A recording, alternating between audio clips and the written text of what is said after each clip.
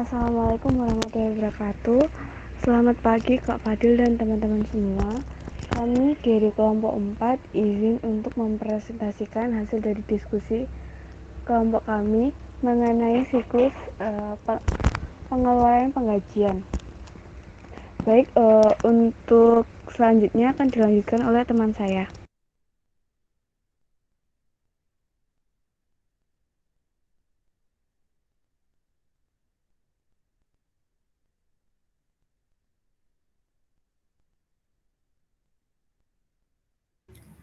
Baik, saya akan menjelaskan soal nomor 2, yaitu pengendalian yang dibentuk pada siklus pengeluaran kas penggajian. Yang pertama, pengendalian organisasi. Sama seperti pada siklus penghasilan, siklus pengeluaran kas telah terdapat pembagian fungsi yang seharusnya memang tidak dipegang satu divisi saja. Memberikan bonus kepada pegawai dan kas keluar di otorisasi pemilik. Yang kedua, pengendalian dokumentasi. Pertama, setiap terdapat form internal, rangkap 2 akan diarsipkan. Telah terdapat format nomor form untuk memudahkan pengecekan. Dokumen dibuat oleh bagian yang telah ditunjuk oleh perusahaan. Pengarsipan dokumen transaksi dalam bentuk hard copy dan soft copy memakai aplikasi. Yang tiga, pengendalian akuntabilitas aset. Terdapat prosedur stok opname untuk pengecekan jumlah persediaan antara fisik dengan buku persediaan. Penggajian dilakukan dengan manual atau dengan memasukkan ke amplop lalu dibagikan. Mereka faktur dan laporan penerimaan barang. Daftar rekap ditandatangani karyawan saat proses pengambilan. Pada bagian gudang sebagai penerima dan pencatatan kode barang. Yang keempat, pengendalian praktek manajemen.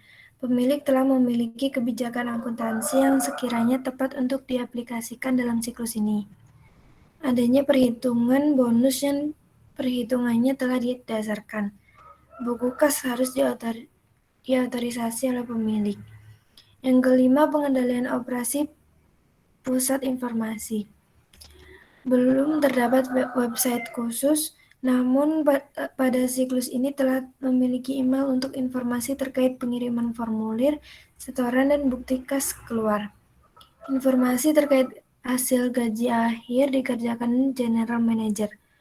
Yang keenam, pengendalian otorisasi. Telah ada pengotorisasian yang sesuai dengan penanggung jawabnya terkait dengan permintaan pembelian ataupun bukti kas keluar.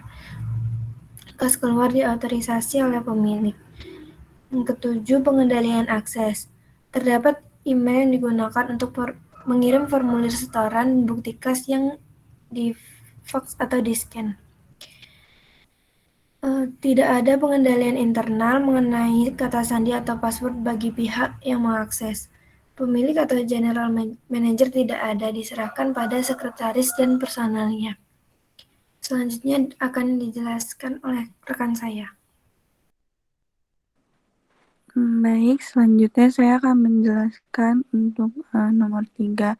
Yang pertama, ia terdapat kelemahan. Lalu kelemahannya apa saja?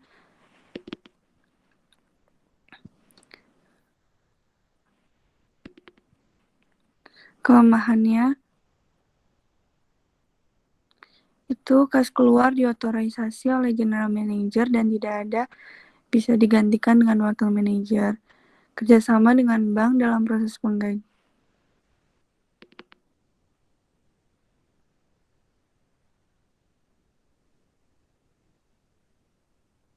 Penggajian dapat membuat pengerjaannya lebih efisien. General Manager seharusnya tidak membuat daftar rekap gaji, diserahkan ke bagian personalia yang disesuaikan dengan kehadiran, serta waktu lembur. General Manager memiliki keterbatasan mengawasi seluruh kegiatan karyawan dan proses penggajian, sehingga perlu adanya pembagian tugas di mana catatan gaji dan bonus direkap oleh personalia.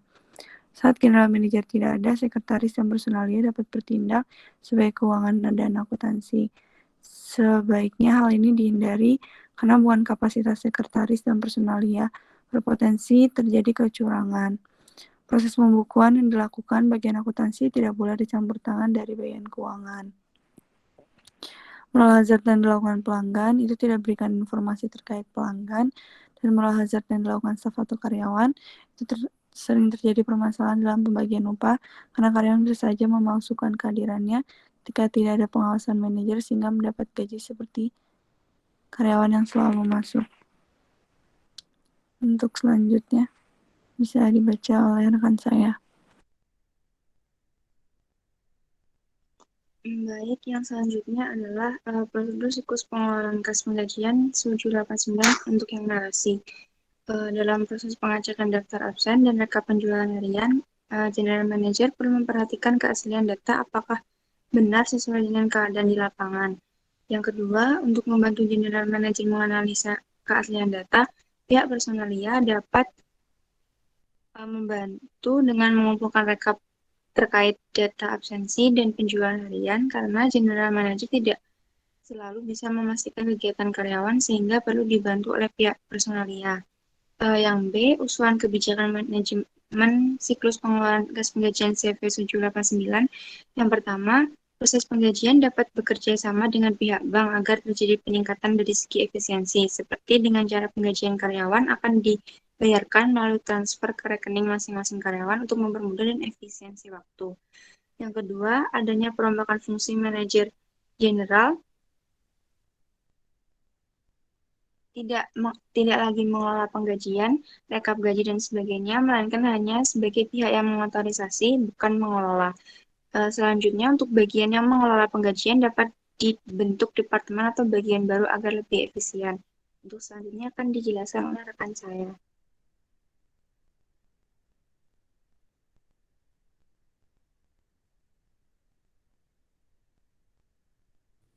Baik, atas kerja yang kelima yaitu formulir internal siklus pengeluaran kas penggajian CV 789.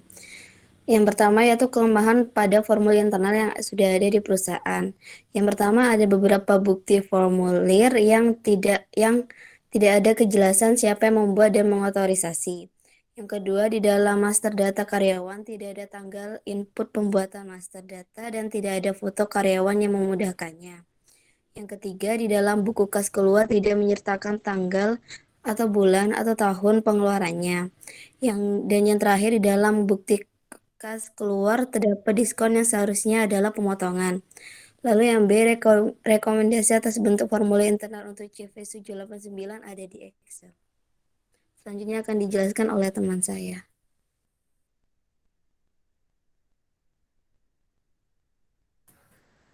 Baik, yang selanjutnya yaitu terkait dengan keputusan yang diambil, maka informasi yang dapat dihasilkan dalam siklus pengeluaran kas penggajian CV 789 agar dapat membantu General Manager dalam mengambil keputusan adalah yang pertama adanya potongan. Di sini dapat mengetahui tingkat kepatuhan dari karyawan. Yang kedua ada bonus, mengetahui karyawan mana yang memuaskan dan maksimal dalam bertanggung jawab sehingga akan diberi hadiah berupa bonus tersebut. Yang ketiga ada pajak, mengetahui nilai akhir yang diterima atau take home pay sehingga dapat memperkirakan apakah jumlah tersebut sudah dapat mensejahterakan karyawannya, yang dimana hal ini akan berpengaruh terhadap semangat untuk motivasi dalam bekerja. Selanjutnya yang B akan dijelaskan nanti. Selanjutnya nomor 7 akan dijelaskan oleh teman saya.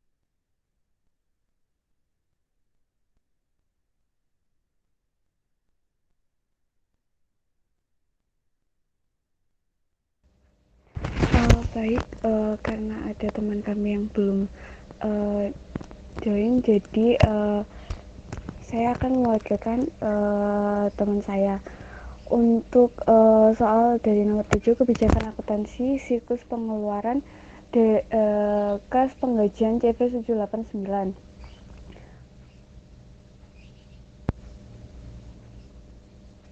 Untuk pengukuran yang pertama menggunakan metode pengakuan beban gaji accrual basis. Terus yang kedua, gaji diukur dengan mempertimbangkan hal-hal seperti menurut besarnya jasa yang diberikan, lamanya dia bekerja, serta jabatan dia, sandang, dan kinerjanya selama bekerja di CV 789. Yang ketiga, jumlah dari rekap daftar absen yang telah dikelola pihak perusahaan. Dan yang keempat, memberikan bonus dengan kriteria yang telah ditetapkan.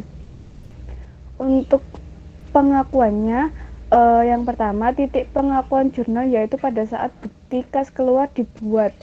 Yang kedua, setelah daftar pemberian gaji selesai dibuat, lalu diotorisasi dan diserahkan pada bagian akuntansi untuk dicatat sebagai pengeluaran kas. Yang ketiga, ketika laporan rekap gaji telah diperiksa oleh keuangan, maka bagian akuntansi menjurnal di jurnal beban gaji. Yang keempat, jurnal diakui pada saat terjadi alokasi pada beban gaji. Yang kelima, jurnal diakui ketika bukti kas keluar dibuat. Untuk pertanyaan selanjutnya yaitu jurnal standar kas penggajian pengeluaran kas penggajian CV 789. Yang pertama, jurnal saat penggajian, yaitu terdapat beban gaji pada bagian kredit dan hutang PPh 21 dan kas di bagian kredit. Untuk yang kedua yaitu jurnal saat terjadinya hutang gaji atau gaji yang belum dibayarkan kepada karyawan, yaitu jurnalnya beban gaji pada utang gaji. Yang ketiga yaitu jurnal saat pembayaran hutang gaji, yaitu ada utang gaji pada kas. Mungkin begitu. Selanjutnya akan kami lanjutkan dengan mempresentasikan hasil Excel kami. Terima kasih.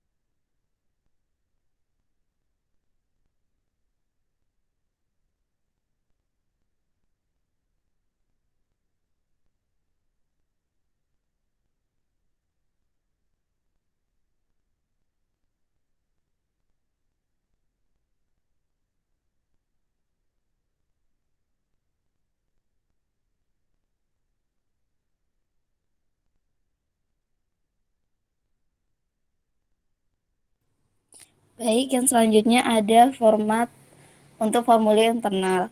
Yang pertama ada master data karyawan. Jadi di sini kelompok saya telah menambahkan tanggal dan foto karyawan di sampingnya untuk memudahkan. Lalu agak ke bawah nih. Lalu untuk bukti kas keluar sendiri, kelompok saya menambahkan tanggal, lalu pembuatnya itu bagian keuangan dan akuntansi, dan bagian yang mengotorisasi itu bagian personalia. Agak ke bawah nih lagi. Lalu selanjutnya itu laporan daftar bonus, masih sama, yaitu tetap ditambahi tanggal. Lalu pembuatnya bagian keuangan dan akuntansi serta yang mengotorisasi adalah bagian personalia. Untuk format daftar gaji dan laporan absen akan dijelaskan oleh teman saya.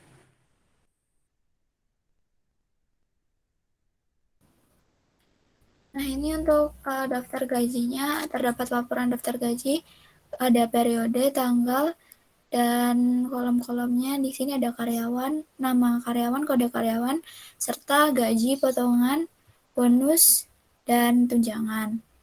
Nah, itu ada 2 rangkap. Kemudian ditandatangani oleh bagian personalia dan bagian keuangan.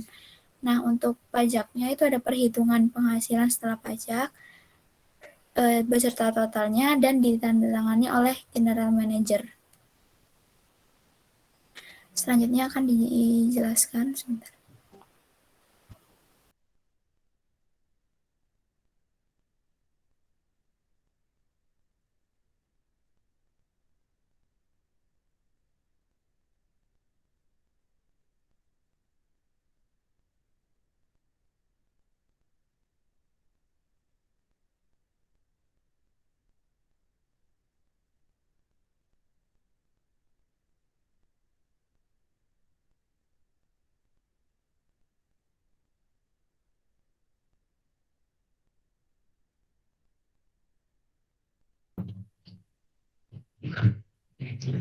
Baik, untuk yang berikutnya, kelompok kami akan menjelaskan tentang flowchart dari siklus pengeluaran penggajian CV78. Pada ini untuk yang nomor 1, di mana narasinya masih sesuai pada soal, yaitu dimulai dari General Manager yang melakukan pengecekan terhadap rekap daftar absen dan rekap penerimaan harian. Dan kemudian General Manager akan membuat daftar rekap gaji. Daftar rekap gaji ini kemudian diteruskan kepada bagian keuangan dan akuntansi untuk dibuat bukti kas dan bukti absensi. Lalu kemudian dari bagian keuangan ini akan diteruskan kembali ke General Manager untuk dilakukan otorisasi bukti kas dan tanda tangan, dan dihasilkan bukti kas terotorisasi. Dari bukti kas terotorisasi ini menjadi landasan bagi bagian keuangan dan akuntansi untuk mengambil kas dari bank, dan kemudian melakukan penjurnalan dan posting pada buku besar. Kemudian bagian keuangan akan membuat slip gaji. Setelah slip gaji jadi, bagian keuangan akan memasukkan uang ke dalam amplop. Kemudian bagian keuangan juga akan membuat daftar penerima gaji.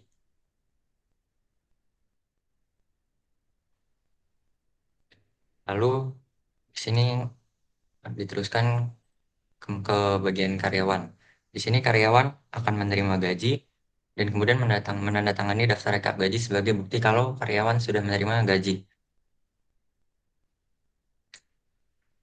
Nah, di sini jadi karyawan selain menerima gaji secara uang tunai juga menerima slip gaji dari bagian keuangan dan akuntansi. Kemudian proses penggajian selesai. Lalu untuk prosedur pembenaran yang kelompok kami sarankan terhadap masalah internal yang ada di perusahaan CV78, mengingat kalau General Manager ini kan tidak bisa selalu 100% memastikan kalau data yang dihasilkan itu sesuai dengan kondisi lapangan, karena General Manager tidak selalu bisa mengontrol kondisi lapangan tersebut, sehingga diperlukan bantuan dari bagian personalia yang lebih dekat dengan kondisi lapangan. Maka dari itu, untuk flowchart yang nomor 4A atau flowchart pembenaran kami adalah dimulai dari bagian personalia. Di sini bagian personalia akan membuat rekap daftar absensi dan penerimaan harian. Dan kemudian daftar rekap ini akan menjadi daftar rekap gaji dan General Manager akan melakukan pengecekan terhadap ketiga dokumen ini. Setelah General Manager melakukan pengecekan, akan diteruskan ke bagian keuangan dan akuntansi, dan akan dilakukan otorisasi oleh General Manager kembali. Lalu proses berikutnya sebenarnya sama seperti awalnya, yaitu bagian keuangan dan akuntansi akan mengambil kas dari bank, lalu melakukan penjurnalan, akan membuat slip gaji, memasukkan uang tunai tadi ke dalam amplop, dan kemudian membuat daftar penerima gaji. Dan pada akhirnya sampai di karyawan, karyawan akan menerima gaji, menandatangani daftar rekap gaji, dan menerima slip gaji dan uang tunainya, dan proses penggajian dari CV78 pun selesai. Sekian flowchart yang dapat kelompok kami sampaikan. Eh, untuk itu sesi penuturan kelompok kami selesai.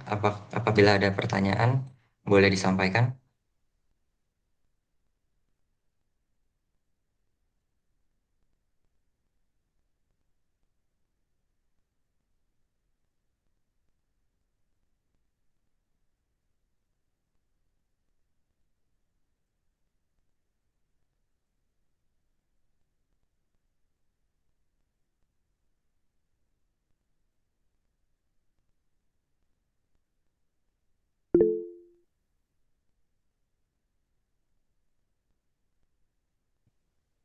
Kak, ini langsung lanjut ke pertanyaan aja ya, Kak.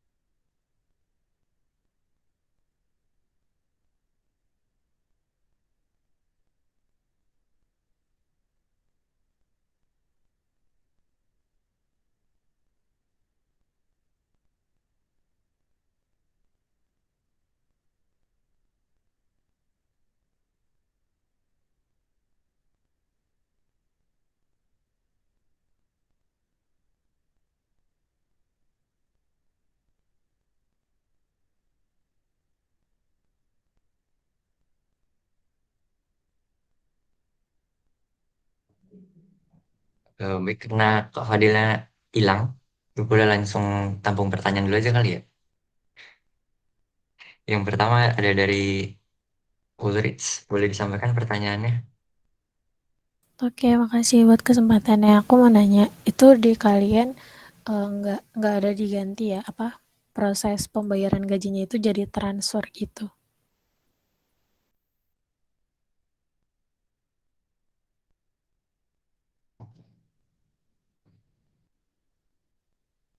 Baik, ditampung dulu kali ya. Kak Fadila masih nggak tahu di mana. Boleh Ya udah next nggak dulu apa-apa. pertanyaannya Gea. Baik, terima kasih atas kesempatannya. Untuk pertanyaan saya mengenai pembenaran formulir internal, itu tadi ada kalau nggak salah daftar gaji itu dibuat rangkap 2. Pertanyaan saya alasan kenapa dibuat rangkap 2 itu apa ya? Terima kasih.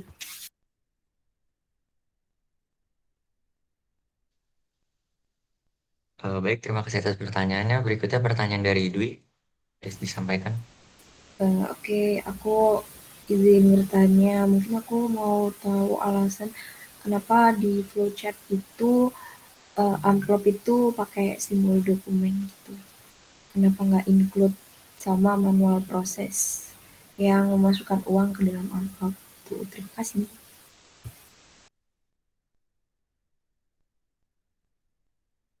Baik, terima kasih pertanyaannya. Berikutnya pertanyaan dari Putri, silakan disampaikan. Baik, terima kasih atas kesempatannya. tadi waktu dipresentasikan dijelaskan kalau penggajian atau pemberian bonus itu didasarkan pada kontribusi jasa karyawan. Nah, pertanyaanku, gimana cara ngitung kontribusi dari tiap karyawan? Makasih.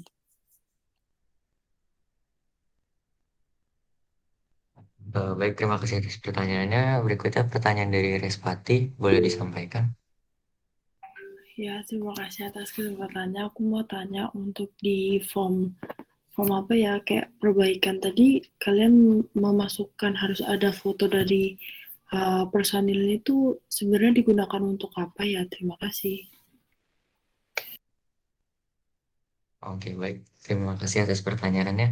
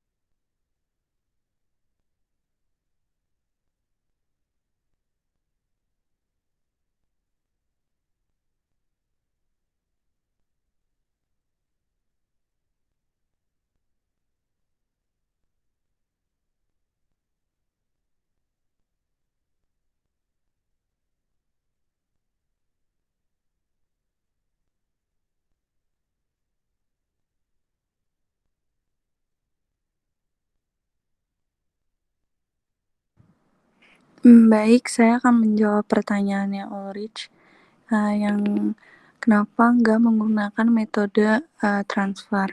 Yang pertama, kalau menggunakan metode transfer, menurut kelompok kami itu ada biaya tambahan yang dibebankan. Jadi, kita dituntut untuk membayar biaya layanan yang sebagian kecil dari jumlah tersebut ke bank untuk mentransfer uang. Terus biasanya kalau dengan metode transfer itu ada limit untuk transfernya gitu, gak bisa lebihin dari limit besarnya uang yang ditransfer. Kayak gitu sih Ulrich dari kelompok kami. Apakah menjawab? Oh iya, menjawab. Terima kasih. Iya, terima kasih kembali.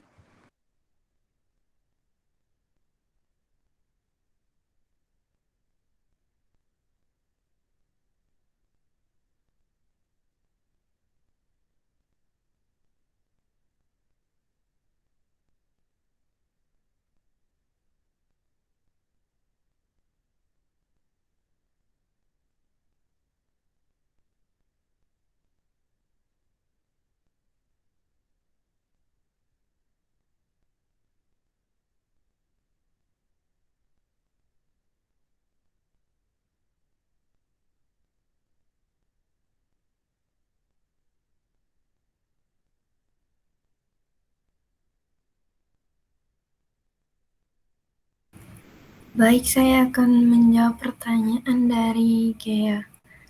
Alasan daftar gaji dibuat rangkap 2.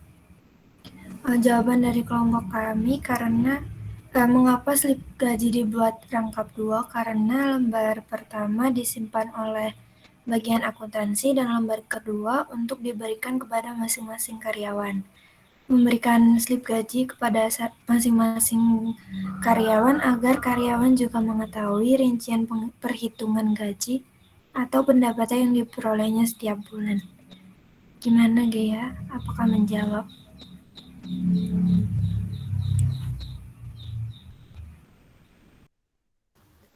Baik, izin menanggapi. Berarti dalam satu lembar itu terdapat 2 tabel seperti itu ya? Atau gimana? Atau satu lembarnya itu terdiri dari satu tabel, memang dibuatnya itu 2 rangkap baru diberikan ke ke karyawan atau ke pihak penggajian seperti itu.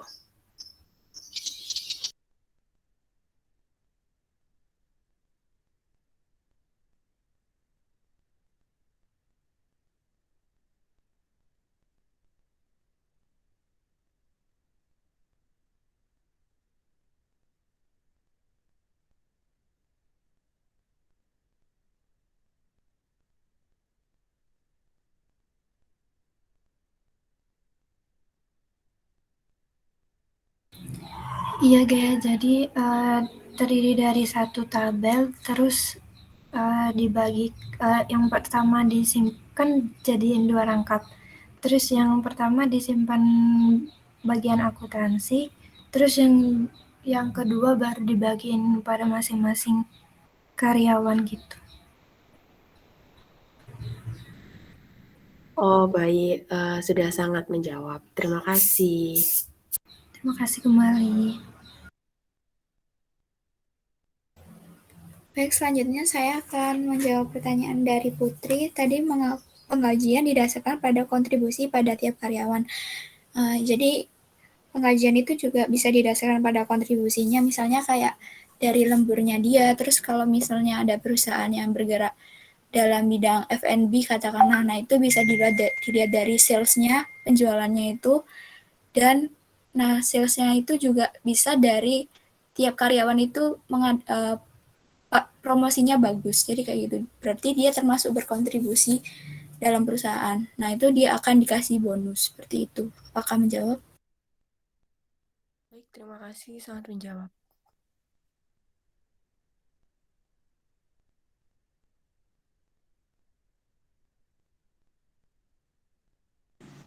Baik, saya akan menjawab pertanyaan dari Respati Ataya, mengapa di master data karyawan terdapat foto karyawan? Sebenarnya foto karyawan itu digunakan untuk mempermudah pegawai untuk mengenali karyawannya saja. Jadi kegunaannya tuh kegunaannya itu untuk lebih mempermudah petugasnya saja. Apakah sudah menjawab? Baik, sudah. Terima kasih banyak.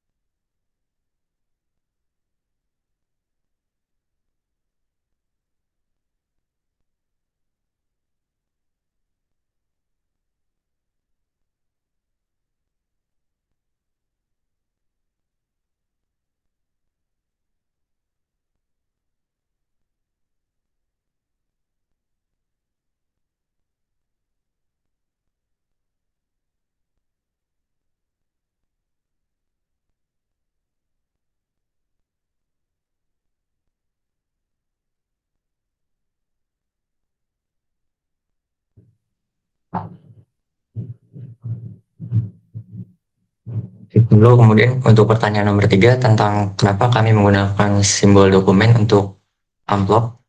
Untuk pertanyaan dari Dwi itu karena menurut kami amplop ini kan dia hasil dari manual proses memasukkan uang ke amplop. Sehingga amplop ini karena udah hasil dari suatu manual proses, jadi itu bisa dianggap kalau dia itu sebagai dokumen. Kurang lebih gitu sih. Apakah menjawab? Menjawab. Terima kasih. Iya.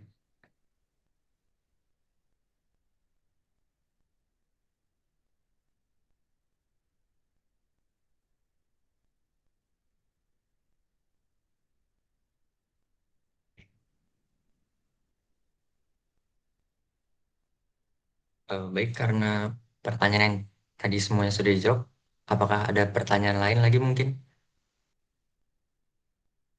Atau kalau tidak ada, berarti presentasi dari kelompok kami dapat dicukupkan. Kurang lebihnya mohon maaf. Terima kasih.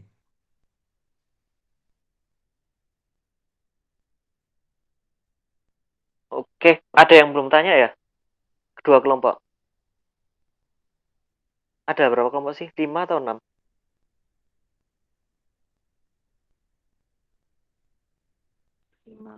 5, Kak. Oke, yang lain ditunggu ya. Ditunggu tanya.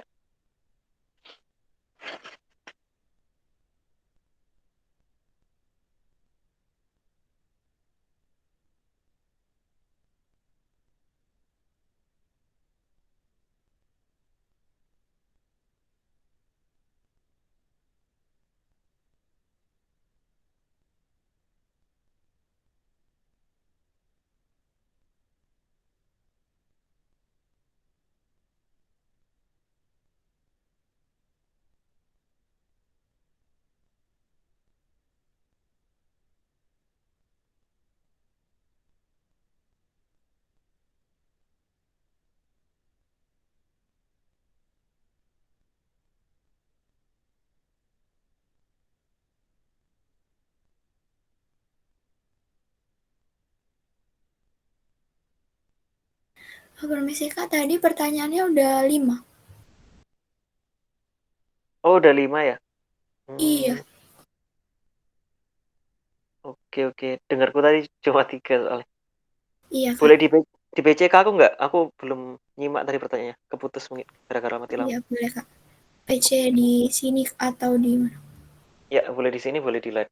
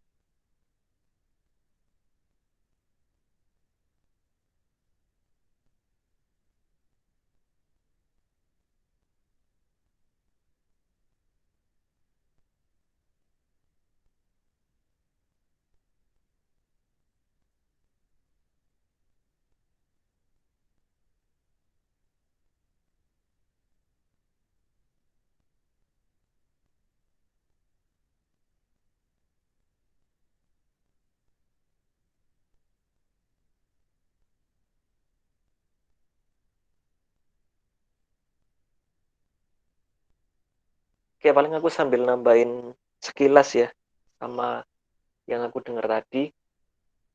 Buat pertanyaannya,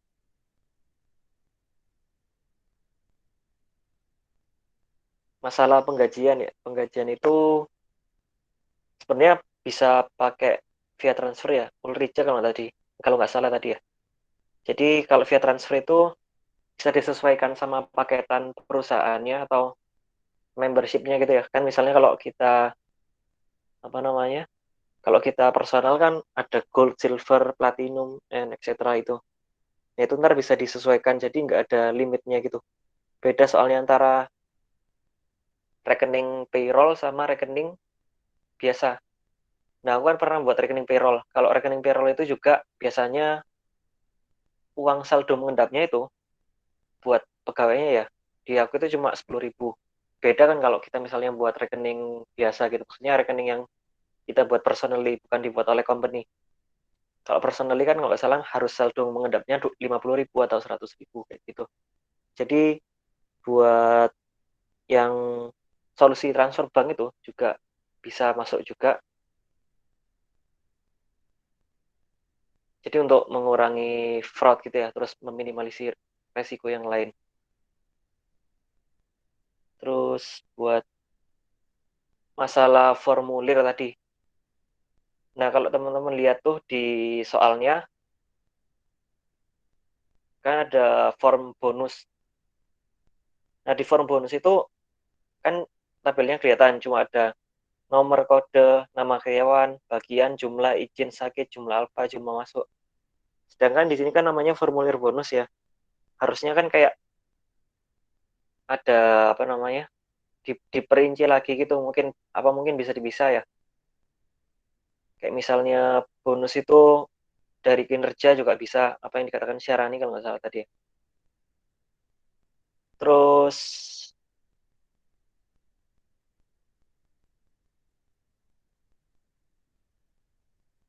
misalnya lembur. Ini lembur belum ada ya? Iya, form lembur juga belum ada. Jadi bisa diperinci lagi, mungkin bisa dibuat form lembur baru lagi. Nah, itu ada otorisasi dari misalnya dari sub sub kepala sub departemennya. Terus bisa otorisasi lagi dari bagian penggajian atau payrollnya kayak gitu.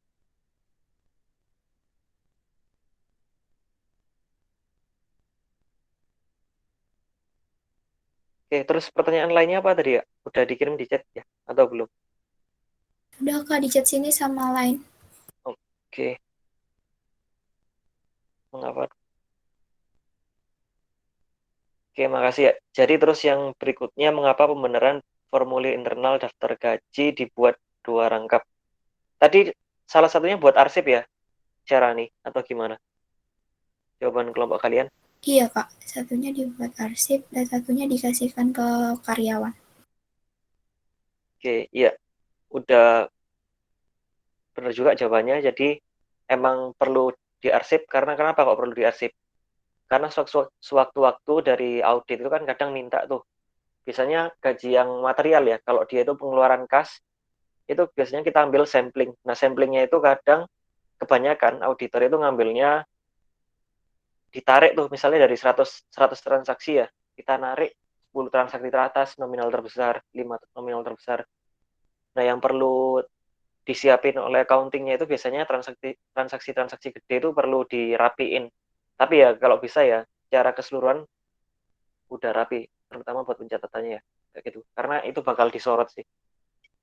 Apalagi kalau nilainya besar tadi material ya. Gitu. Oke, terus amplop. Amplop tadi kalau nggak salah isinya apa aja ya di amplopnya? Di flowchart amplop pakai simbol dokumen. Nah, amplopnya itu ada apa aja tadi? Isinya ada slip gaji sama uang lah. Soalnya kan di proses sebelumnya dia udah ada kayak ini slip gaji. Apa namanya? Ini masukin juga gitu. Oke. Ya, bisa juga kayak gitu atau bisa juga kayak aku biasanya ya. Jadi di dirinci gitu misalnya yang dipindahin ada slip gaji, ada uang. Berarti ntar misalnya dari penggajian ke karyawan, berarti mindahin simbol dokumen buat slip gaji sama simbol microform buat uang. Itu kita tarik garis konektor ya. Itu ke bagian pegawai, bisa juga kayak gitu. Oke, terus penggajian yang didasarkan pada kontribusi, bagaimana cara menghitung kontribusi tiap karyawan. Nah, ini bisa juga tiap pegawai kan biasanya ada target-target tertentu ya. Misalnya bagian akuntansi. Nah, akuntansi itu membuat laporan keuangan bulanan 1 kali, misalnya ya. Berarti kalau di total 1 bulan itu kan 1 tahun itu jadi dia membuat 12 kali pencatatan laporan keuangan. Nah, itu biasanya dimasukin di poin-poin pembuatan KPI atau Key Performance Index. Key Performance Index sendiri ini dibuat oleh bagian Human Resources untuk menentukan tunjangan dari karyawan. Jadi misalnya dia buat 12 pencatatan laporan keuangan bulanan ya. Nah, berarti KPI-nya itu udah terpenuhi 12. Berarti tunjangannya bisa terpenuhi. Nah, kalau kurang dari itu, kurang dari target, otomatis juga tunjangannya nggak terpenuhi. Terus dia ada masalah karena nggak memenuhi target yang udah ditetapkan bersama. Biasanya kalau KPI itu atau Key Performance Index itu dirapatin sih. Jadi dirapatin antara HR, terus antara kepala divisi yang terkait ya. Jadi biasanya adil penerapannya.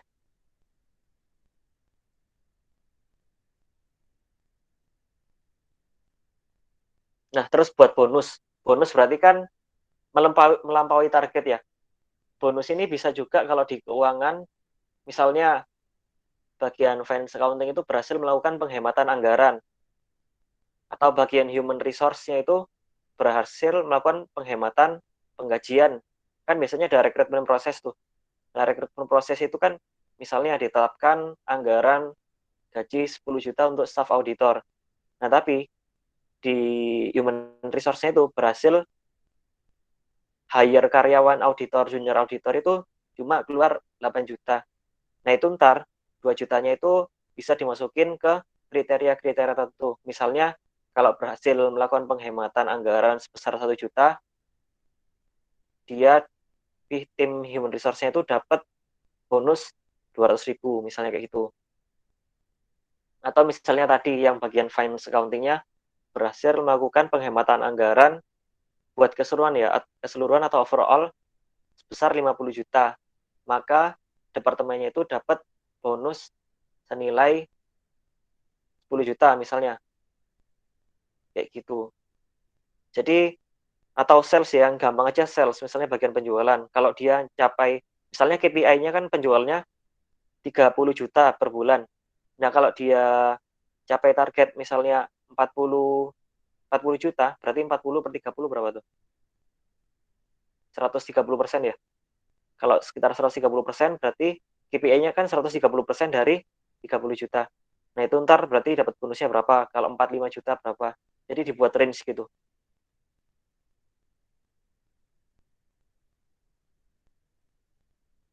Oke, terus yang terakhir, form perbaikan foro personil itu apa ya? Foto atau gimana? Iya Kak, foto personil. Oke, tadi jawabannya gimana? Form perbaikan foto personil. Jawabannya foto itu untuk mempermudah gitu, jadi biar mengetahui karyawannya itu sendiri Kak. Membantu gitu. Oke. Ya, jadi biasanya kalau sekarang kan udah pakai HRIS ya, atau Human Resource Information System. Nah, itu biasanya masing-masing database karyawan, mulai dari tanggal masuk, terus dari prestasi karyawan, terus dari sertifikat-sertifikat, data keluarga, semuanya itu udah tercantum di dalam sistem. Jadi foto juga dibutuhkan sih, tapi sekarang udah sistem wise ya. Kayak gitu. Terus apa lagi nih, ada yang belum jawab? Dari aku rasa udah sih. Kira-kira dari teman-teman ada pertanyaan lagi nggak? Terus ntar minta tolong buat yang apa? Oh ini yang udah nanya, udah ya, oke aman. Paling kelompok 2 sih, kayaknya belum setor ke aku nama-namanya kemarin yang menanyakan. Oke, sebenarnya kalau penggajian ini di audit juga termasuk siklus yang pengendalian internalnya minim ya, karena di sini setiap karyawan itu bertindak sebagai pengawas. Kenapa kok gitu? Karena otomatis kan dia kok bakal ngecek tuh, ini harusnya terima segini kok kurang. Jadi bisa dibilang kalau bagian payroll ini pengendalian internalnya paling minim, karena kayak ketat gitu diawasi sama semua pegawai.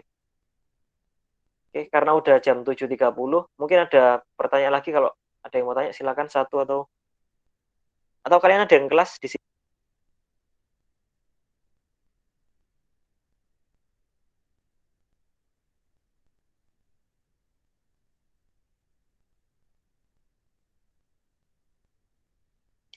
Halo, ada yang kelas?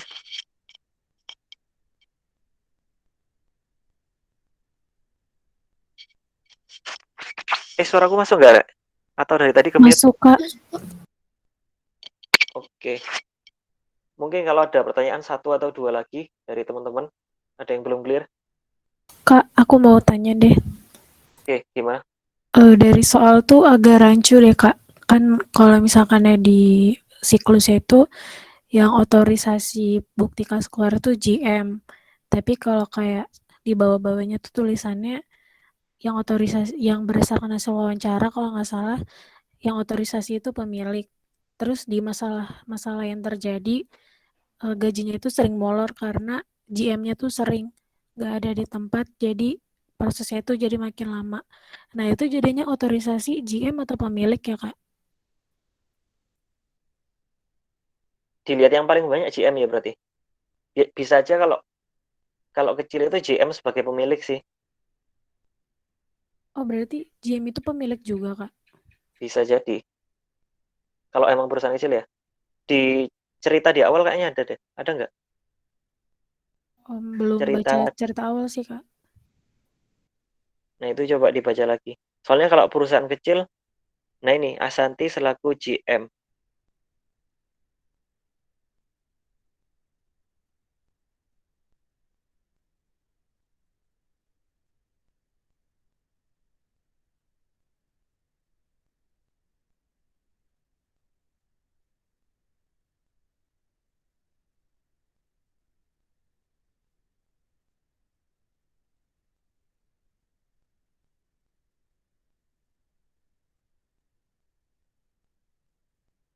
Ya seharusnya GM ya, soalnya kalau pemilik itu kan sekutu pasif. Sekutu pasif itu pemodal. Nah di sini pemodalnya Raul dan Yanti itu nggak bergerak sebagai pelaku usaha. Berarti kalau yang otorisasi di situ kebanyakan GM, harusnya GM-nya sih. Kayak gitu. Oh berarti GM ya, Kak. Makasih, Kak. Oke. Terus tadi aku lihat ada buat kelompok sebelumnya ada yang barang-barang itu ya. Mungkin ntar bisa dikoreksi lagi. Barang itu mungkin kalau emangnya nanti ada natura gitu mungkin ya. Kalau di kan ada tuh kadang tunjangan natura buat case-case tertentu ya. Tapi kalau buat case ini nanti mungkin bisa dikoreksi lagi. Oke, ada lagi nggak dari yang lain?